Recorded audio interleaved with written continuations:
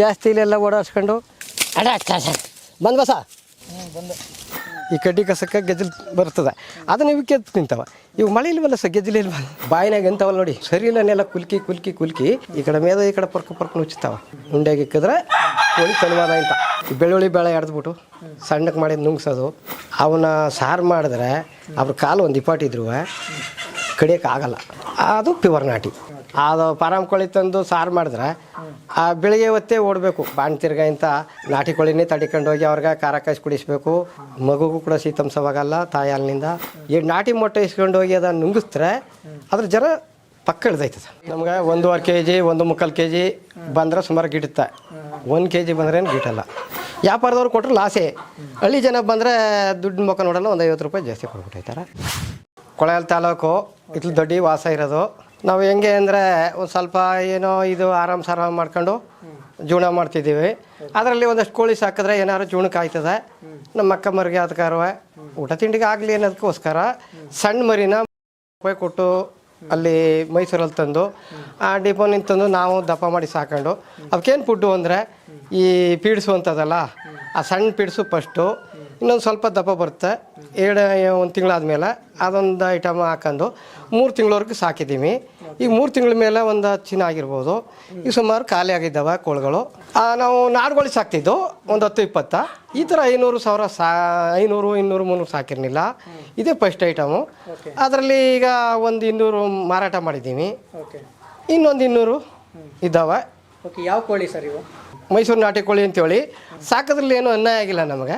ಈಗ ಒಂದು 200 ಕೋಳಿ ಮಾರಿದ್ದೀವಿ. ಹೆಂಗೆ ತರಿಸ್ಕೊಂಡ್ರಿ ನೀವು ಕೋಳಿ ಮರಿನ?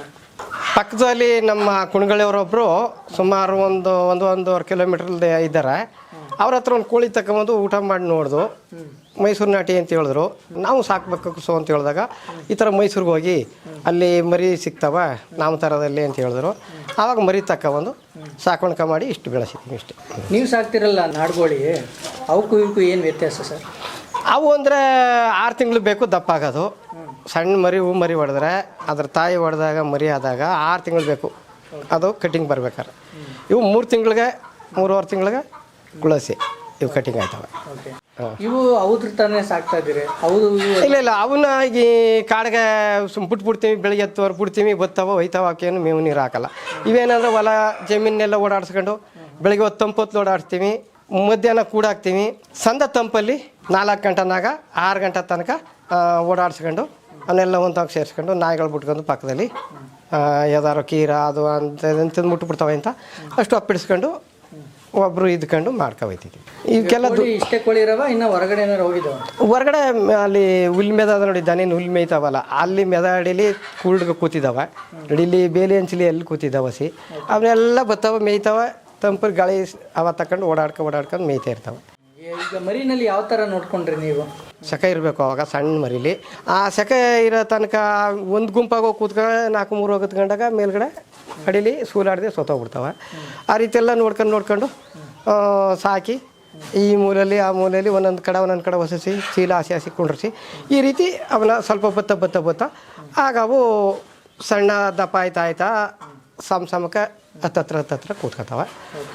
ಅಲ್ಲಿ 1 ತಿಂಗಳು ಆ ಥರ ಕಾಪಾಡಿದ್ರೆ ಇನ್ನು ಮಿಕ್ಕಿದ ಕಾಲಕ್ಕೆಲ್ಲ ಅವೇನು ಅಪಾಯ ಆಗಲ್ಲ, ಅವಕ್ಕೇನು ಜೀವಕ್ಕೆ ಅಪಾಯ ಆಗಲ್ಲ. ಅಲ್ಲಲ್ಲೆಲ್ಲ ಗುಂಪಾಗಿ ಕೂತಿರ್ತವೆ ಸಂಗಡ ಆಗಿ ಒಂದಕ್ಕೊಂದು ಒತ್ತರಿಸ್ಕೊಂಡು ಈ ರೀತಿ ಬಂದಮೇಲೆ 1 ತಿಂಗಳು ಕಳೆದು 2ನೇ ತಿಂಗಳು ಆದಮೇಲೆ ಅವಕ್ಕೆ ತೊಂದರೆನೇ ಇಲ್ಲ.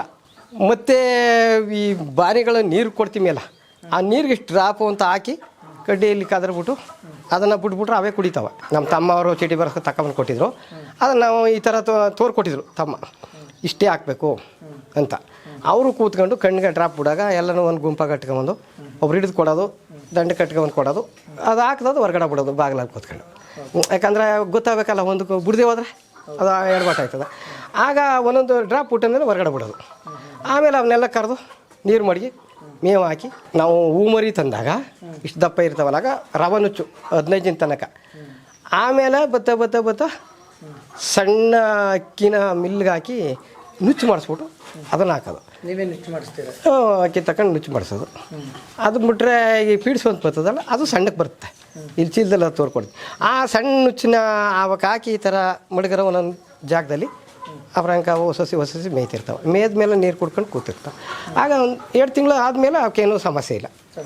ನೀರು ಹಾಕೋದು, ಮೇಮ್ನ ಹಾಕಿಬಿಡೋದು. ಒಂದು 30 ದಿನ ಅವಕ್ಕೆ 30 ದಿನ ಭಾಳ ತೊಂದರೆಯಾಗಿ ಆ ಜೋಪಾನ ನೋಡಬೇಕು. ಈಗ ಸುಮಾರು ಪರ್ವಾಗಿಲ್ಲನೇ 1 kg ಇದ್ದಾವೆ. ಒಂದೊಂದು 1 kg ಒಳಗಡೆನೂ ಇದ್ದಾವೆ ಸಣ್ಣ ಆಟ. ಅವು ಎಲ್ಲ ಒಂದು ಸಮಕ್ಕೆ ಬರೋಲ್ಲ.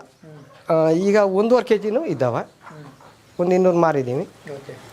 ಇನ್ನೂ ಒಂದು 200 ಇದ್ದಾವೆ. ಅಲ್ಗ ನಾ 500 ಮರಿ ತಂದು 100 ಮರಿ ಖಾಲಿ ಆಗ್ಬಿಟ್ಟು. ಗಾಳಿ ಹವಾ ಕುಡಿದು ಅವು ಜಮೀನಿನಲ್ಲಿ ಓಡಾಡ್ಕೊಂಡು ಮಣ್ಣು ಕೆದಕಿ ಅಲ್ಲಿ ಗೆಜ್ಜಲು ಬರುತ್ತೆ. ಆ ಗೆಜ್ಜಲು ಮೇದಾಗ ಭಾಳ ಚೂಟಾಯ್ತವೆ ಕೋಳಿಗಳು. ಭಾಳ ಮೈಂಡ್ ವರ್ಕ್ ಆಯ್ತವೆ. ಆದ್ದರಿಂದ ನಾವು ಗಾಳಿ ಹವಾ ಅದೆಲ್ಲ ಜಮೀನು ಬಿಟ್ಕೊಂಡು ಓಡಾಡಿಸ್ಕೊಂಡು ಈ ನಮ್ಮ ಸ್ವಂತ ನಾಯಿಗಳು ಸಾಕಿದ್ದೀವಲ್ಲ ಅವ್ನು ಬಿಟ್ಕೊಳ್ಳೋದು ಕೀರ ಅಂತದ ಇಷ್ಟಕ್ಕೆ. ಅದು ಈ ದಪ್ಪ ಕೋಳಿನೇ ಬೇಕಾದ್ರೆ ಎತ್ಬಿಡ್ತದೆ. ಮರಿ ತಂದಿದ್ರಿ, ಕೋಳಿ ದೊಡ್ಡವಾಗಿದೆ. ಓಕೆ, ಇಲ್ಲಿ ಯಾರು ತಗೊಳ್ತಾರೆ ಸುತ್ತಮುತ್ತ ಸರ್? ನಾವು ಆಗಿನಿಂದ ನಾಡುಗೋಳಿ ಸಾಕ್ತಿ ಮೇಲೆ ಅಕ್ಕಿ ಹೊಳ್ತಾ ಇರ್ತಾರಲ್ಲ, ಹೋಗೋರು ಬರೋರು ನಮಗೊಂದು ಕೋಳಿ ಕೊಡಿ, ನಾಟಿ ಕೋಳಿ ಅಂತ. ಅದರಿಂದ ಸಾಕ್ತಾರೆ, ಯಾರು ತಕ್ಕತಾರೆ ಅದೊಂದು ಭರವಸೆ ಇದೆಯಲ್ಲ ಸರ್. ಅದರಿಂದ ಸಾಕೋದು. ಯಾರು ಬೇಕು ಅಂದವರು ಅವರು ಊಟ ಮಾಡೋಕೆ ಆಸೆ ಇರೋರು ಬರ್ತಾರೆ, 1-2 ತಗೊಂಡು ಹೋಗ್ತಾರೆ. ಇಲ್ಲ ವ್ಯಾಪಾರದವ್ರು ಬರ್ತಾರೆ. ಲಾಸ ದೈವ ಅವರು ಕೊಡ್ತೀವಿ. ಕೆಜಿ ಹೆಂಗೆ ಕೊಡ್ತೀರಾ ಹಂಗಾರೆ? ಕೆಜಿ 260 ರೂಪಾಯಿ ಕೊಡ್ತೀವಿ. ನಮ್ಗೆ 1.25 kg 1.25 kg ಬಂದರೆ ಸುಮಾರು ಗಿಡುತ್ತೆ. 1 kg ಬಂದ್ರೆ ಏನು ಗಿಟ್ಟಲ್ಲ, ಲಾಸ್ ಆಗುತ್ತೆ. ಓಕೆ, ಈಗೆಲ್ಲ ಎಷ್ಟು ಕೆಜಿ ಇದೆ ಹಂಗಾರೆ? ಈಗ ಇಲ್ಲಿ ಇದಾವಲ್ಲ ನೋಡಿ, ಅವು 1 kg ಬರೋವ, 1 kg ಒಳಗಡೆ ಅವ, 1.25 kg ಅವ, ಈ ಥರಕವ. ಈಗ ದಗ ಜಾಸ್ತಿ. ಈ ದಗಲಿ ಮೇವು ಮೇದ್ರೆ ಅವು ಹೊಟ್ಟೆಲಿ ಮೇವು ನಿಲ್ಲಲ್ಲ. 1 ಸತಿ ಹೋಗೋದಕ್ಕೆ 4 ಸತಿ ಹೋಯ್ತವೆ. ಅವಕ್ಕೇನು ಪುಷ್ಟಿ ಬಂದು ತೂಕ ಬರಲ್ಲ. ಮಳೆ ಊದಿದ್ರೆ ನಮ್ಗೆ ಲಾಭನೇ ಆಗೋದು. ಮಳೆ ಹೋದ್ರೆ ಲಾಭ ಆಗೋದು. ಮಳೆಗಾಲದಲ್ಲಿ ಸಾಕಿದ್ರೆ ಲಾಭ. ಮಳೆಗಾಲದಲ್ಲಿ ಅಂದರೆ ಗಟ್ಟೆಗೆ ಪಿಕ್ ಆಗ್ತವೆ. ಅವರು ಸರಿ ಇಲ್ಲ ಬೆಳತದೆ. ಈಗ ಒಂದು ಇಲ್ಲಿ ಮೇದದ ಆ ಕಡೆ ಹೋಯ್ತದೆ, ಈ ಕಡೆ ಮೇದ ಈ ಕಡೆ ಪರ್ಕ ನುಚ್ಚುತ್ತಾವೆ. ಈ ದಗ ಗಟ್ಟಿ ಕತ್ತನ್ನು ಕೊಡ್ತಾ ಇಲ್ಲ. ಬಾಯಿನಾಗ ಎಂತವಲ್ಲ ನೋಡಿ, ಅವ್ರು ಸರಿ ಇಲ್ಲನೆಲ್ಲ ಕುಲ್ಕಿ ಮೇದ್ರೆ ಮೇವು ನೀರೆಲ್ಲ ಹಿಂದ್ಗಡೆ ಮಂತೊಂದು ಸರಿ ಒಯ್ತಾ ಇರುತ್ತೆ. ಅವು ಪಿಕ್ಕ ಕಂಡಾಗ ಇಕ್ಕಲ್ಲ. ಉಂಡೆಗೆ ಇಕ್ಕಿದ್ರೆ ಕೋಳಿ ತನ್ವಾದ ಅಂತ. ಈ ಸರಿ ಇಲ್ಲಲ್ಲಿ ದಗ ಸೇರಿ ಅವಕ್ಕೆ ಸರಿಯಿಲ್ಲ, ತಾಕತ್ ಬರಲ್ಲ. ಎಲ್ಲ ಹಿಂದ್ ಸರಿ ಹೋಗಿರುತ್ತೆ. 3 ಸತಿ 4 ಸತಿ ಹೋಯ್ತು ಅಂದರೆ ಕೋಳಿ ಸಪ್ಪಗಾಗೋಯ್ತವೆ, ಊಟ ಬರಲ್ಲ. ಉಚ್ಕೊಳ ಕೆರಗಿದಾಗ ನಾವೇನು ಮಜ್ಜಿಗೆ ಕುಡಿಸೋದು. ಅದ್ರ ಸರಿ ಇಲ್ಲ ಮುಟ್ಟು ನೋಡಿದ್ರೆ ಬಿಸಿ ಆ ನೀರನ್ನ ಉಚ್ಚಿಬಿಡೋದು, ಪಿಕ್ಕ ಕಂಡೆಗೆ ಹಾಕ್ಬಾರ್ದು. ಆಗ ಮಜ್ಜಿಗೆ ಕುಡಿಸೋದು. ಈ ಬದನ ಬೇರು ಅಂತಾರೆ ನೋಡಿ, ಅದು ನಾಟಿ ಔಷಧಿ. ಆ ಬದನ ಬೇರು ತೆಗೆದು ಅದು ಕುಡಿಸೋದು. ಈ ಬೆಳ್ಳುಳ್ಳಿ ಬೇಳೆ ಎಡ್ದ್ಬಿಟ್ಟು ಸಣ್ಣಕ್ಕೆ ಮಾಡಿ ನುಂಗ್ಸೋದು. ಹಿಂಗೆಲ್ಲ ಮಾಡಿ ಬದುಕಿಸ್ತೀವಲ್ಲ. ಆದ್ದರಿಂದ ಅದು ಕೈಲಿ ಬಂದದ್ದು ಹೆಂಗಿರುತ್ತೆ ಮುಟ್ಟು ನೋಡಿದ್ರೆ, ಚೆನ್ನಾಗಿರೋದು ಮುಟ್ಟಿದ್ರೆ ಹೆಂಗಿರುತ್ತೆ, ಅದು ಬಿಗಿಯಾಗಿರ್ತದೆ. ಇದು ಎಲ್ಲ ಮೈ ಬಿಟ್ಟೋಗಿರುತ್ತೆ. ಅದರಿಂದ ಈ ಬೇಸಿಗೆ ಕಾಲಕ್ಕೆ ಹಿಂಗಾಗಿರುತ್ತೆ. ದಗಗೆ ಈ ಕಷ್ಟ ಇದೆ. ಪ್ಯೂರ್ ನಾಟಿ ಕೋಳಿ ಅಂದರೆ ದಪ್ಪ ಬರಲ್ಲ, ಸಣ್ಣ. ಅವನ್ನ ಸಾರು ಮಾಡಿದ್ರೆ ಅವ್ರ ಕಾಲು ಒಂದು ಇಪ್ಪಟ್ಟಿದ್ರು ಕಡಿಯೋಕೆ ಆಗಲ್ಲ. ಭಾಳ ಗಟ್ಟಿ ಅದು. ಅದು ಪ್ಯೂರ್ ನಾಟಿ. ಈ ತಮಿಳ್ನಾಡು ಕೋಳಿ ಬರ್ತಾವೆ, ಇಷ್ಟಿಷ್ಟು ಉದ್ದ ಇರ್ತವೆ, ಕಾಲು ಇಷ್ಟು ಉದ್ದ ಬರ್ತಾವೆ. ಅವೆಲ್ಲ ಬೆರಕೆ ಅದಾವೆಲ್ಲ ನಾಟಿ ಆಗಲ್ಲ. ಅಫ್ಟ ನಾಟಿ ಅಂದರೆ ಸಣ್ಣಕ್ಕೆ ಇರ್ತವೆ, ಭಾಳ ಚೂಟು. ಈ ಕಡೆ ಕಾಲಿನಲ್ಲಿ ಇಷ್ಟುದ್ದ ಹಿಂದ್ಗಡೆ ಉಗುರು ಬರ್ತದೆ ಅವಕ್ಕೆ. ತುಂಬ ಸಣ್ಣ ಅಂದರೆ ತುಂಬ ಅವ್ರ ಮಾಂಸನೂ ಬಿಗಿ, ಸಾರು ಚೆನ್ನಾಗಿರ್ತದೆ. ಅದೇ ನಾಟಿ ಕೋಳಿ. ಕಾಲು ಭಾಳ ಗಟ್ಟಿ, ಸಣ್ಣಕ್ಕಿರುತ್ತೆ. ಅವಕ್ಕೆ ಅವರಲ್ಲಿ ಕಾಲಿನಲ್ಲಿ ಏನು ಮಾಂಸ ಹೆಚ್ಚಿಗೆ ಇರೋದೇ ಇಲ್ಲ, ಭಾಳ ಗಟ್ಟಿ. ಜೂಜನ್ ಕೋಳಿ ಅಂತಾರ ಅವೆಲ್ಲ ಒಂದಕ್ಕೊಂದು ಪಕ್ಕದ ಮನೇಲಿದ್ರೆ ಇದಕ್ಕೂ ಕ್ರಾಸ್ ಆಯ್ತಾ, ನಮ್ಮ ಹತ್ರ ಇದ್ರೆ ಅವ್ರ ಕ್ರಾಸ. ಅವೆಲ್ಲ ಕ್ರಾಸ ಎಲ್ಲ ಕೋಳಿ ಚೆನ್ನಾಗಿರಲ್ಲ. ಅಫ್ಟ ನಾಟಿ ಕೋಳಿ ಅಂದರೆ ಶುದ್ಧವಾಗಿ ಅಫ್ಟ ನಾಟಿ ಕೋಳಿ ಆದರೆ ಸಣ್ಣಕ್ಕಿರುತ್ತೆ, ಭಾಳ ಜೋರವು. ಮುಂಜೆ ಏಟೆ ಎರಡೂ ಒಂದೇ ಅವರಲ್ಲಿ. ಮಾಂಸನೂ ಅಷ್ಟೇ, ಅವ್ರ ಸಾರು ಚೆನ್ನಾಗೋದು ಅಷ್ಟೇ. ಹುಂಜ ಏಟ ಎಲ್ಲ ಒಂದೇ ಥರ. ಅವು ಸಣ್ಣಕ್ಕಿರ್ತ ಕಾಲು ಗಟ್ಟಿ. ಫಾರಂ ಕೋಳಿ ತಿನ್ನೋದೇ ಇಲ್ಲ. ನಾವು ತಿನ್ನಲ್ಲ ಸರ್. ಅದು ಫಾರಂ ಕೋಳಿ ತಂದು ಸಾರು ಮಾಡಿದ್ರೆ ಆ ಬೆಳಿಗ್ಗೆ ಹೊತ್ತೇ ಓಡಬೇಕು. ಈ ತಳದಾಗ ಹೋಗೇ ಇಲ್ಲ, ಓಡ್ತಾನೆ ಇರಬೇಕು. ಕಕ್ಕಸ್ ಕೊಡ್ಬೇಕಾದ್ರೆ ಓಡ್ತಾನೆ ಇರಬೇಕು. ಆದರೆ ದಿಕ್ತಪ್ಪೋಯ್ತೀನಿ ಅಷ್ಟಾಗುತ್ತೆ. ಅದು ತುಂಬ ನಮ್ಗೆ ಅಂಟದೇ ಇಲ್ಲ. ಯಾವತ್ತೂ ತಿಂದಿಲ್ಲ. ತಿಂತೀವಿ, ತಿಂದರೆ ಎಂದಾರು ತಂದು ತಿಂದ್ಬಿಟ್ರೆ 8 ಹತ್ರ ಬಂದಾಗ ಏನು ಮಾಡ್ತಾರೆ, ತಗರನ ಮಾಂಸ ಮರಿ ಮಾಂಸ ತರಕದ್ದ. ಆವಾಗ ತಂದುಬಿಟ್ರೆ ಏನೂ ಆಗಲ್ಲ ಊಟ ಮಾಡ್ಕೊಂಡ್ರೆ ಬೆಳಿಗ್ಗೆ ಹೊತ್ತು ಓಡ್ತಾನೆ ಇರಬೇಕು, ನೀರು ಕಡೆ ಓಡಲೇಬೇಕು ಶುದ್ಧ, ಅದಷ್ಟು ಇದು ಬರಲ್ಲ. ಈ ನಾಟಿ ಕೋಳಿ ಊಟ ಮಾಡಿದ್ರೆ ಅದು ತೊಂದರೆ ಏನು ಇರಲ್ಲ. ಈಗ ನೋಡಿ ನಾವು 3 ತಿಂಗಳಿಂದ ಇವಕ್ಕೆ ಮೇವಾಕ ನೀರು ಹಾಕೊಂಡು ಇವ್ನು ಸಾಕಾಣಿಕೆ ಮಾಡೋದ್ರಲ್ಲಿ ಒಂದು 10,000 ರೂಪಾಯಿ ನಮ್ಮ ಗಂಟಿನಿಂದ ಮೇಲೆ ಬಂದರೆ ಬಿಡ ಊಟಕ್ಕಾರ ಆಯ್ತದೆ ಅಂತ ಅನ್ಬೋದು. ಅದರಿಂದ ಒಳಗೆ ಒಂದು 10,000 20,000 ಒಳಗೆ ಬಂದರೆ ನಾವು ಸಾಕಾಗ್ದ. ಒಂದು ದಿವಸ 120 ಕೋಳಿ ತಗೊಂಡ್ರು, ಸಂತಕ್ಕೆ ಹಾಕೋರು ಟೆಂಪದಲ್ಲಿ ಬಂದು ತೂಕ ಮಾಡಿಸ್ಕೊಂಡು, ಒಂದಿನ 40 ತಗೊಂಡ್ರು, ಇನ್ನೊಂದಿನ ಹೊಸಿ ತಗೊಂಡ್ರು. ಆವಾಗ ತಮ್ಮ ಬಂದಿದ್ದ, ನಮಗೇನು ತೂಕ ಈಗ ಗೊತ್ತಾಗಲ್ಲ, ತಮ್ಮ ಬಂದು ನೋಡ್ಕೊಂಡು ಕೊಟ್ಟರು. ಈ 1-2 ಕೇಳಕ್ಕೆ ಬಂದವರು ರೈತರು ಬರ್ತಾರಲ್ಲ, ಅವರು 1-2 ತಗೋತಾರೆ, ಅದನ್ನ ಬರ್ಕೋತೀವಿ. ಈ ಒಂದು ಹಬ್ಬರ್ಜಿನ ಬಂದು ಜಾಸ್ತಿ ಜನ ಬರೋಕ್ಕೆ ವರ್ಷ ಬಂದಿಲ್ಲ. ಪ್ರತಿ ಒಂದು ಊರ್ಲು ಅಯ್ಯಪ್ಪನಿಗೆ ಹಬ್ಬದಲ್ಲಿ ಹೋದರು. ಅಲ್ದರೆ ಹಳ್ಳಿ ಅಕ್ಕಪಕ್ಕದ ಹಳ್ಳಿಯವರೆಲ್ಲ ಗೊತ್ತಾಗಿ ಬರೋರು, ನಮ್ಗೆ 2 ಅಂತ ತಗೊಳ್ಳೋರು. ಆ ಥರ ತೆಗ್ದಿಲ್ಲ ಈ ವರ್ಷ. ಈ ವರ್ಷ ಇಡೀ ಊರ್ಲಿ ನಮ್ಮ ಗ್ರಾಮಗಳಲ್ಲೇ ಹಬ್ಬದಲ್ಲಿ ಹೋದರು. ಹಬ್ಬದಲ್ಲಿ ಚೆನ್ನಾಗಿ ಊಟ ಮಾಡೋರು ಕೋಳಿಗಳು ತಗೊಂಡು. ಈ ಸತಿ ಹಬ್ಬ ಈಗ ಮಾಡಿದ್ರು, ಈ ಯಾರು ಬಂದಿಲ್ಲ. ವ್ಯಾಪಾರದವ್ರು ಕೊಟ್ಟರು ಲಾಸೇ. ಹಳ್ಳಿ ಜನ ಬಂದರೆ ದುಡ್ಡು ಮುಖ ನೋಡಲ್ಲ, ಒಂದು 50 ರೂಪಾಯಿ ಜಾಸ್ತಿ ಕೊಟ್ಬಿಟ್ಟೈತಾರೆ. ಇವರು ತೂಕದ ಮೇಲೆ ತಗೋತಾರೆ, ತೂಕ ಒಂದು ಬರ್ತದ ಒಂದು ಬರೋಲ್ಲ, ಎಲ್ಲ ಸಮಕ್ಕೆ ತಗೊಂಡೋಗಿರ್ತಾರೆ, ಅದು ಲಾಸ್ ಆಗುತ್ತೆ. ವ್ಯಾಪಾರದವ್ರು ಕೊಟ್ಟರೆ ಲಾಸು. ನಮ್ಮಂಥ ರೈತರು ಬಂದು ನೋಡಪ್ಪ ಅದಕ್ಕೆ 500, ಇದಕ್ಕೊಂದು 400 ಅಂತ ಹೇಳಿದಾಗ ಆ ರೀತಿ ದಪ್ಪದಕ್ಕೆ 500 ಕೊಡ್ಬೋದು, ಇದಕ್ಕೆ 400 ಕೊಡ್ಬೋದು ಏಟಗೆ. ಆ ರೀತಿ ಕೊಟ್ಟರೆ ಇದರಲ್ಲಿ 400 ಅದರಲ್ಲಿ 100 ಹೆಚ್ಚಿಗೆ ಬರ್ತದೆ, ಗಿಟ್ಟುತ್ತೆ ನಮಗೆ. ನಾವು ಈ ಕಡೆ ಎಲ್ಲ ಜಾಸ್ತಿ ಇಲ್ಲೆಲ್ಲ ಓಡಾಡ್ಸ್ಕೊಂಡು ನೋಡಿ ಹಿಂಗೆ ಈಗ ಈ ಜಾಗನೆಲ್ಲ ಮೇಯಿಸ್ಕೊಂಡು ಅಲ್ಲಿ ತನಕ ಹೋಯ್ತೀವಿ. ನಾಯಿ ಜೊತೆಲಿ ಕರ್ಕೊಂಡಿರ್ತೀವಿ 3 ನಾಯಿನ. ಆ 3 ನಾಯಿ ಸುತ್ತ ಅವು ತಿರುಗ್ತಾ ಇರ್ತವೆ. ಯಾವ್ದಾದ್ರು ಒಂದು ಗೊದ್ದ ಗೋಸಿಮು ಬಂದರೂ ಕೂಡ ಒದಕ್ಕೆ ಓಡ್ತವೆ.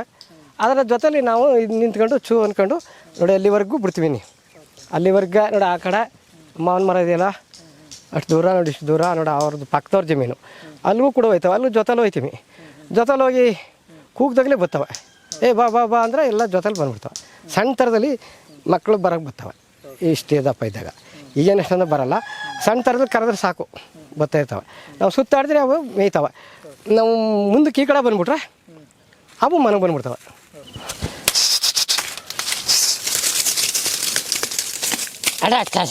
ಬಂದು ಬಸ ಬಂದು ಇಲ್ಲೋಗಿ ಸೇರಿಬಿಡ್ತವೆ ಒಳಗಡೆ ಹೋಗಿ. ಅದೇ ಇನ್ನೂ ಕೂಲ್ಡಾದ ಹೊತ್ತಿಗೆ ಇಲ್ಲೆಲ್ಲ ಬಂದು ಮೇಯ್ತಾವೆ. ಅವಾಗ ಕರೆದಾಗ ಎಲ್ಲ ಬಂದುಬಿಡ್ತಾವೆ, ಬಂದು ಮನೆ ಹತ್ರ ಬರ್ತಾವೆ.